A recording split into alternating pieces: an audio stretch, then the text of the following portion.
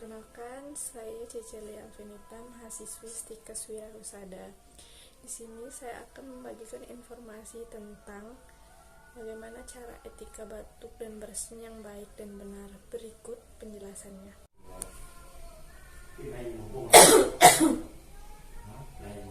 Bagaimana perasaan Anda bila ada orang batuk sembarangan di depan Anda? Apakah Anda akan merasa ilfil, sebel, atau biasa saja? Perlu kita ketahui, saat kita batuk dan bersin, kita memercikan ribuan bahkan jutaan partikel kuman akan keluar dari mulut kita.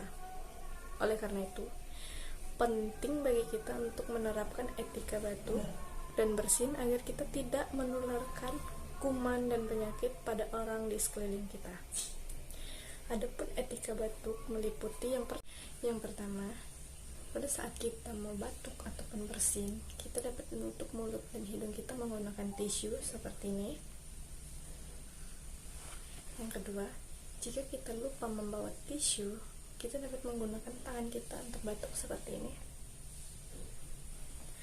Yang ketiga, jika batuk kita berkelanjutan, kita dapat menggunakan masker untuk batuk seperti ini. Oke. Yang keempat, jika kita sudah selesai menggunakan masker dan tisu, kita dapat membuang masker dan tisu kita ke tempat sampah. Yang kelima, jika kita sudah selesai melakukan etika batuk, kita segera mencuci tangan kita menggunakan air sabun dan air mengalir. Bisa juga kita menggunakan antiseptik.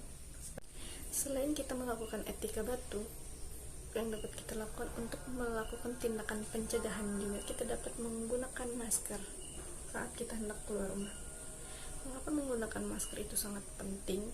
Karena masker itu sendiri berfungsi untuk menyaring debu dan juga partikel-partikel dari udara yang dapat melindungi kita dari penyakit seperti tuberkulosis. Tuberkulosis itu sendiri merupakan penyakit infeksi yang disebabkan oleh bakteri mikrotuberkulosis. TB paru itu sendiri dapat menularkan melalui udara pada saat kita sedang batuk. Baik, sekian video dari saya, informasi dari saya tentang etika batuk. Terima kasih.